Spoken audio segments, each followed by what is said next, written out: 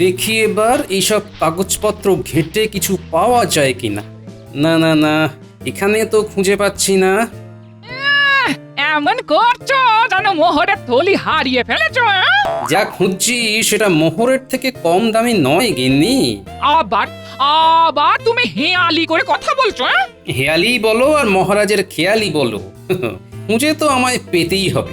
আবার সেই এক কথা বলি, খুঁজটা কি? নাম। নাম? হ্যাঁ নাম, বাপ ঠাকুরদা, তার ঠাকুরদা মানে পিতামহ, প্রপিতামহ, তস্য পিতা। এই তো আমার মাথা খারাপ হয়ে গেছে। ঠিক ধরেছো, মাথাটাই খারাপ হয়েছে, না হলে ভুলে যাই কি করে? হ্যাঁ কি ভুলে গেলে? ওই যে রামপাল, তস্য পিতা ধর্মপাল, তস্য পিতা ন্যায়পাল, তারপর তারপর নেই? নেই কি বলছো গিন্নি? সবে তো 7 পুরুষ হলো, এখনো আরো 7। দেখি পুরনো কাগজপত্র ঘেঁটে কিছু উদ্ধার করতে পারি কিনা। কিন্তু এদিকে যে সামনে পুজো, সে খেয়াল আছে? সব ছেড়ে দিয়ে তুমি কিনা বসলে 14 পুরুষের নাম উদ্ধারে। হ্যাঁ হ্যাঁ, এই অকালী পুজোর জন্যই তো যত গন্ডগোল। কিসের গন্ডগোল? কেন জানো না? শাস্ত্রের নিয়ম অনুসারে অকালে কোনো পুজো করলে ইষ্ট দেবতা ও প্রয়াত পিতা মাতার প্রতি শ্রদ্ধা জানিয়ে তর্পণ করতে হয়। আহা, তাতে কি হয়েছে? এবারে যে স্বয়ং মহারাজ নড়ে চড়ে বসেছেন, মানে রাজসভার সবাইকে নিয়ে মহারাজ যাবেন তর্পণে? শুধু যাবেনই না, সেখানে একটু এদিক থেকে ওদিক হলেই সব বেটাকে ছেড়ে টানাটানি পড়বে এই গোপালকে নিয়ে। টানবেনই তো, আগ বাড়িয়ে দায়িত্ব নেওয়া তো তোমার স্বভাব। তা বাড়িয়েই বলো আর কমিয়েই বলো, দায়িত্ব যখন আমার ওপর, তখন পিতৃপুরুষের নাম বলতে গিয়ে হেঁচে কেসে একসা হলে আমার কপালে যে দুঃখ আছে গিন্নি।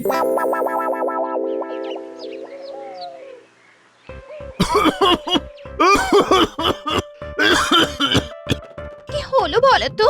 কথা নেই বার্তা নেই, শুধু শুধু শুকনো কাশি শুরু হয়ে গেল।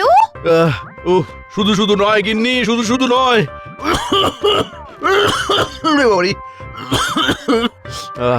আহা, গলা যখন শুকিয়ে যাচ্ছে তখন জলটা খাবে তো নাকি? কি মুশকিল, জলও খাবে না বলছে। ওই ওই জল খাওয়ার কথা ভাবতে গিয়েই তো হেঁচকি উঠছে। কি আবল তাবল বকছো বলো তো? আবল তাবল নয় গিন্নি, ওই পিতৃপুরুষকে জল দেওয়ার ব্যাপারটাই গলায় আটকাচ্ছে। ও তাই বলো, তাই বলো, তুমি তর্পণ করার কথা বলছো তাহলে? তবে নয় তো কি, তর্পণ করিয়ে পণ্ডিত ত্যাগ ভারী করবে আর সব দায়িত্ব গোপাল সামলাবে। আমি কি তবে ফেল ফেল করে তাকিয়ে দেখবো? তাতে হয়েছেটা কি? আমি বলি কি, তুমি বরং মন দিয়ে তর্পণটাই করো। কেন মন দিতে যাব কেন? আহা, পিতৃপক্ষে শ্রাদ্ধ শান্তি আর তর্পণ করলে পূর্বপুরুষরা খুশি হন, আশীর্বাদ করেন। তাদের কৃপায় না জীবনের অনেক অনেক বাধা দূর হয়ে যায়। তখন এই বিভিন্ন সমস্যা থেকে মুক্তি মেলে। তার আগেই তো দেখছো যত সমস্যা, সবকিছু ঠিক করে সামলে দিলে নাম হবে গোপালের। না না না না না, কোনোভাবেই যদি একটু বেগ দেওয়া যেত তাহলে। তাহলে আর কি, ভাবতে শুরু করে দাও এবার। শুরু নয়, একেবারে শেষ করে দিয়েছি। সে কি, এর মধ্যে আবার শেষও হয়ে গেল? এবার এবার এমন একটা পরিকল্পনা করেছি যাতে সাপও মরবে অথচ লাঠিও ভাঙবে না। তবে তবে তার জন্য এখন নবাবী ভরসা। হ্যাঁ, আর তারপর মহারাজ খাবেন ভ্যাবা চ্যাকা।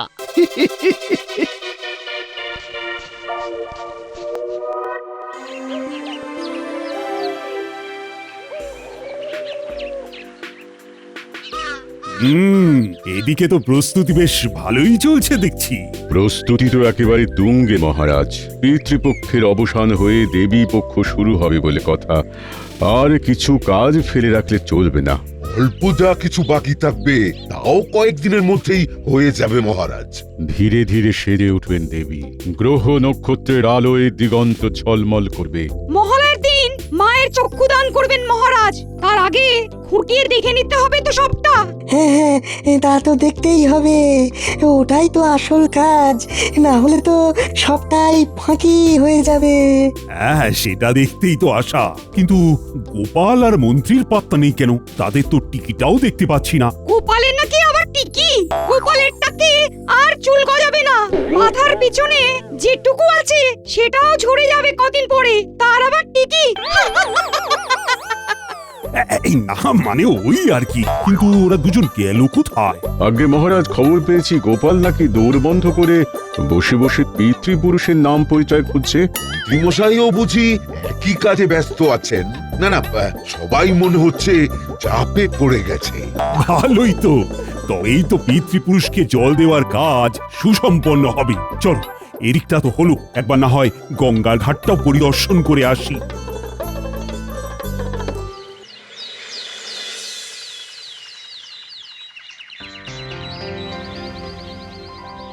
ব্যাপার কি মহারাজ, আজ যেন আপনাকে কেমন থমথমে দেখাচ্ছে? এদিকে যা খবর, তাতে তো মুখে আর হাসি আসছে না। কিন্তু হাসি উড়ে যাওয়ার মতো এমন কি হলো মহারাজ? মনে হচ্ছে কোনো পত্রবান আপনাকে কাবু করেছে। তোমাকে কি এখানেও ভাড়ামি করতে হবে গোপাল? দেখছো তো মহারাজ কোনো কারণে বিচলিত।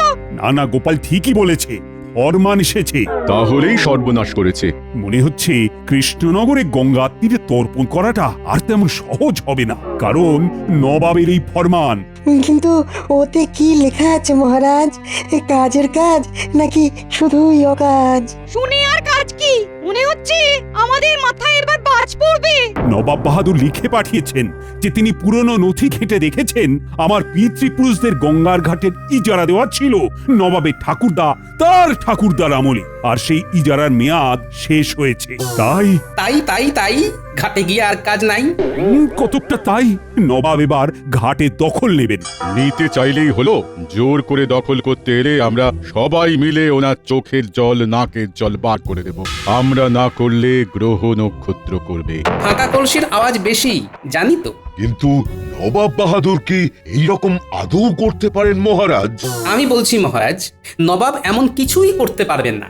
এই ব্যাপারে কোনো নথিও নিশ্চয়ই নেই নবাবের কাছে। তবে কি নবাব বাহাদুর মিথ্যে ভয় দেখাচ্ছেন? না না, আমার তো তেমন মনে হচ্ছে না। ঠিকই বলেছেন মহারাজ, নবাব তো আর ফাঁকা আওয়াজ দেওয়ার লোক নন, তাই ব্যাপারটা আমাকেই দেখতে হবে। দরকার হলে আবার করে ইজারা নেওয়ার আবেদন করতে হবে। আর এই ফাঁকে ট্যাঁকে কিছু গুছতে হবে। আমাকে কি কিছু বললে গোপাল? আমি কি পাগল না পাজামা? না, খারাপ ভালো বুঝি না মন্ত্রী, তোমাকেই দায়িত্ব নিয়ে ব্যাপারটা মিটিয়ে ফেলতে হবে। তাই হবে মহারাজ।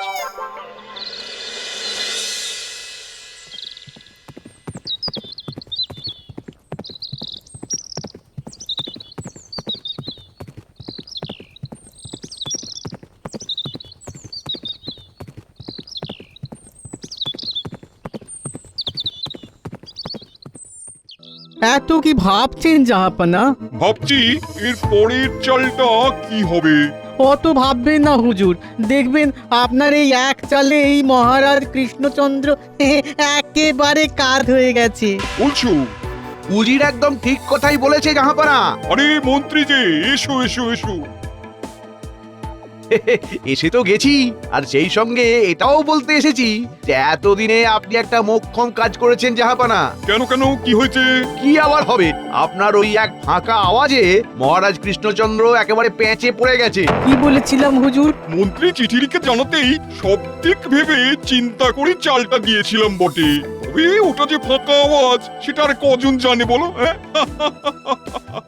তবে বলছিলাম কি জাহাপানা, এবার ওই ইজারা বাড়ানোর টোপ দিয়ে এই ফাঁকে বেশ কয়েক বস্তা মোহর আদায় করে নেওয়া যেতে পারে। হ্যাঁ, তা পারা যায় বই কি, তা পারা যায় বই কি। আর তার থেকে যদি কিছুটা আমাকে দেন, তাহলে না হয় কদিন একটু রসে বসে খেতে পারি। দেবো না কেন, আলবাত দেবো।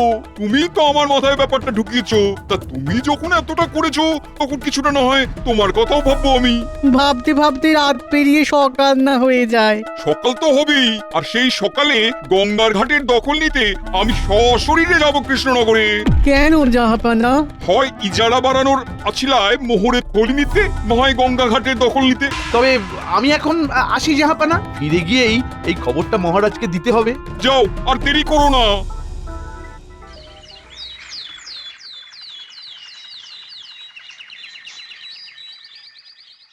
কি কি হলো ইজারার ব্যাপারে মন্ত্রী তো কই এসে কোনো খবর দিল না এখনো।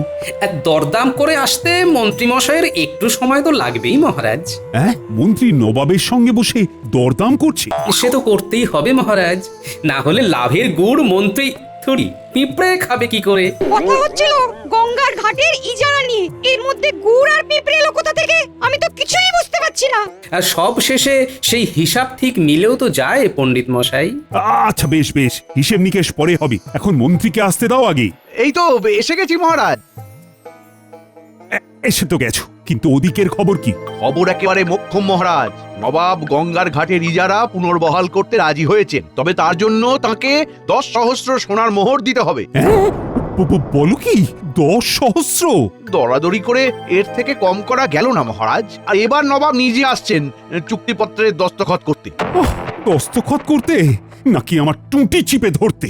এমন অশুভ কথা মুখেও আনবে না মহারাজ। আমার মনে হচ্ছে মন্ত্রী মশাই বলি মাত্র 10 সহস্র স্বর্ণ মুদ্রায় নবাবকে রাজি করাতে পেরেছেন। হ্যাঁ হ্যাঁ, বেশ সস্তায় বাজি মেরে দিয়েছেন। শেয়ার বলতে এমন সস্তা যে মহারাজের অবস্থা একেবারে খাস্তা করে দিয়েছেন। আমার তো মনে হয় গোপাল নবাবের কাছে গেলে একটা কানাকড়িও লাগতো না। একটু অন্য রকম ভাবে হয়তো ব্যাপারটা মিটিয়ে নেওয়া যেতে পারত। গোপাল কি জাদু টোনা করতো? কি হলে কি হতো সেই নিয়ে এত কথা কেন হচ্ছে সেটাই তো নং বুঝান্তি। মাথা পাগলং পাগলং। না না, তার থেকে গোপালের কেমন এলেম আছে সেটা দেখে নিলেই হয়। দেখুন না মহারাজ, যত খুশি দেখুন, এ আর এমন কি ব্যাপার। তবে আবার কি? তবে এর জন্য সামান্য কিছু কাঠখড় পোড়াতে হবে, এই যা। সেটা না হয় আমি বিজ্ঞানীর সঙ্গে বসে ঠিক করে নেব। আমি আমি আবার তোমার কোন কাজে লাগবো গোপাল? ও গোপাল যে কখন কি ভাবে কে জানে। যত যাই ভাবো গোপাল চন্দ্র, এবার আর মহারাজ কৃষ্ণচন্দ্রকে বাঁচাতে পারবে না। 10,000 সোনার মোহর গলে গেল বলে।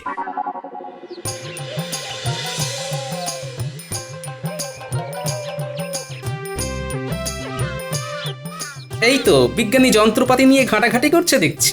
বলো গোপাল, আমি কোন কাজে লাগতে পারি? তেমন কিছু নয়, তবে এমন একটা কাজ করতে হবে যাতে আমার এই কাগজখানা কাজে লাগতে পারে। কাগজ? কি কাগজ? সাদা কাগজ, আর এই কাগজকেই হলুদ করে দিতে হবে, মানে যাতে দেখে মনে হয় এটা অতি প্রাচীন কোনো কাগজ।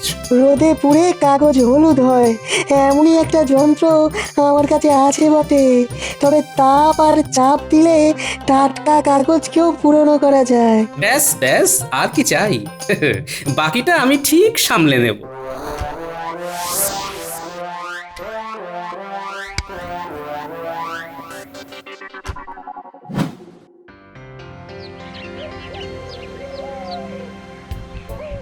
হ্যাঁ, বলি রাজসভা থেকে ফিরতে এত সময় লাগে বুঝি?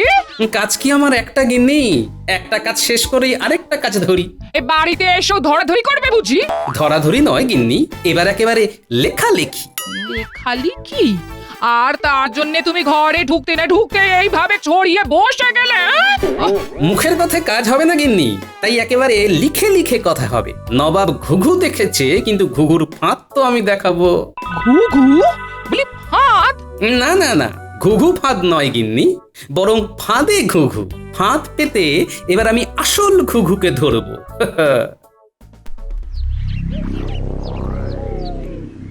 ঘিরে ফেলো, বাঁশ দড়ি যা আছে সব দিয়ে ঘিরে ফেলো। যেমন ইজারা বাড়ায়নি তেমন কৃষ্ণচন্দ্র বুঝুক মজা। না না না না, আমি ছেড়ে কথা বলবো না, একদম না। আহা, কি হয়েছে কি হয়েছে মহারাজ? শান্ত হন, শান্ত। আহা, শান্ত হব? আমি কোথায়? আমি গঙ্গার ঘাটে যাব। নিশ্চয়ই আপনি কোনো দুঃস্বপ্ন দেখছিলেন মহারাজ। দুঃস্বপ্ন? তাই যেন হয় আনি। আমি যে দেখলাম নবাব এসে গঙ্গার ঘাটে দখল নিচ্ছে। কিন্তু আপনি তো ঘুমোচ্ছিলেন মহারাজ, তেমন কিছুই হয়নি। কিন্তু সত্যি যদি তেমন কিছু হয় তবে কি হবে? চিন্তা করবেন না মহারাজ, গোপাল যখন দায়িত্ব নিয়েছে তখন ব্যবস্থা কিছু একটা হবে। কিন্তু আমি যে নিশ্চিন্ত হতে পারছি না। তবে তবে আমার মাথায় কিছুতেই ঢুকছে না আপনার পিতৃপুরুষরা কবে এমন ইজারা নিয়েছিলেন। বাকি মাথা খাটানোর কাজটা গোপালের উপরে ছেড়ে দিন না মহারাজ।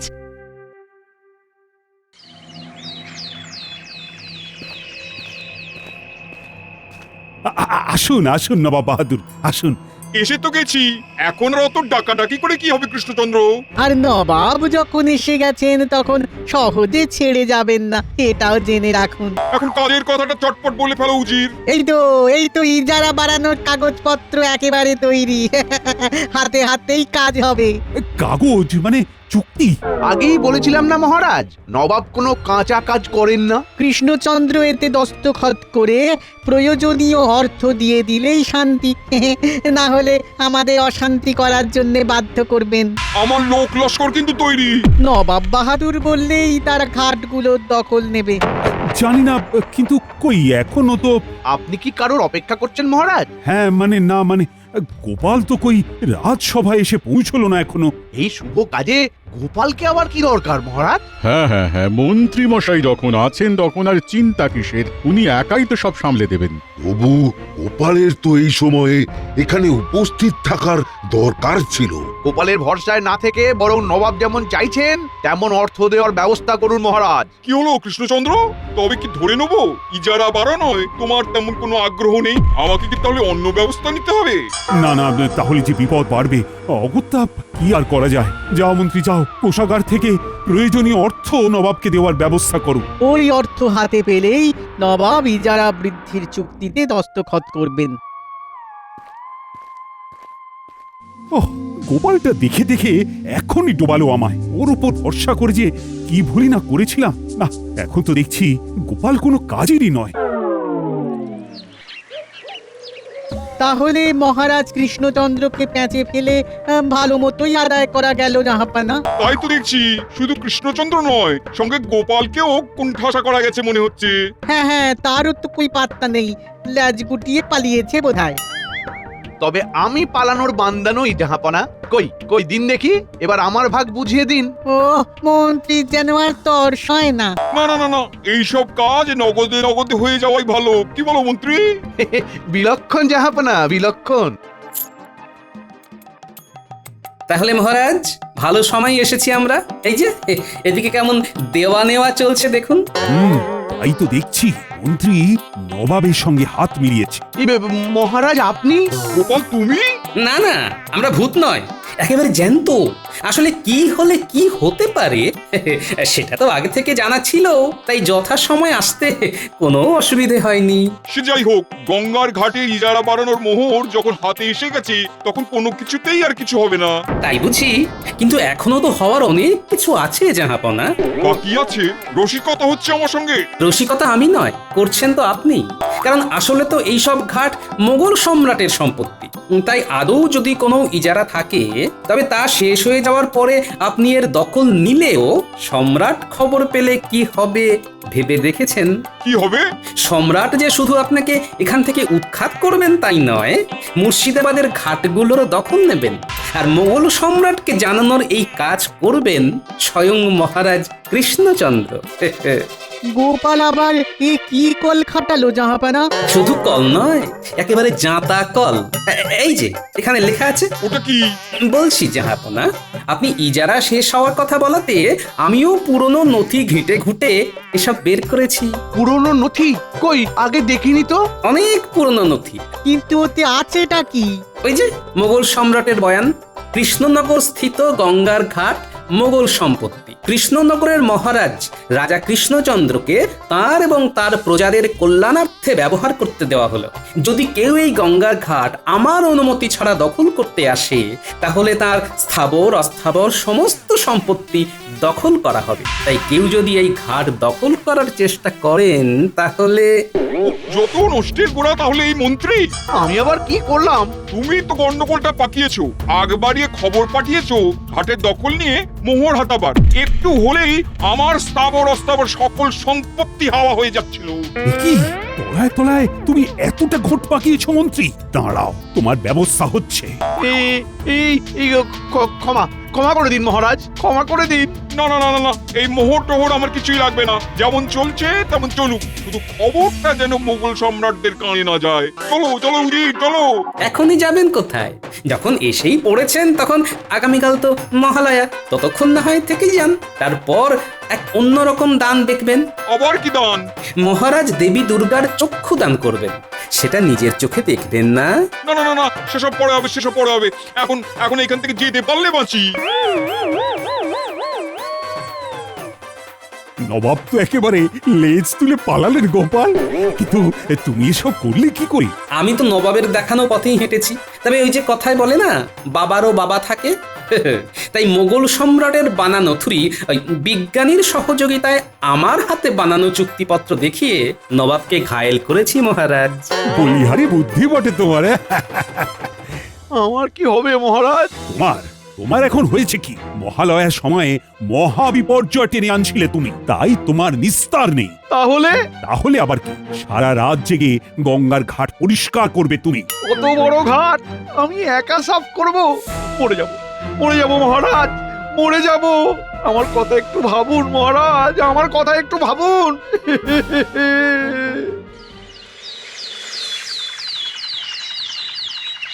ওম পিতা স্বর্গ, পিতা ধর্ম, পিতা হি পরমন্তপ, পিতরি প্রীতিমাপন্নে প্রিয়তে সর্ব দেবতা।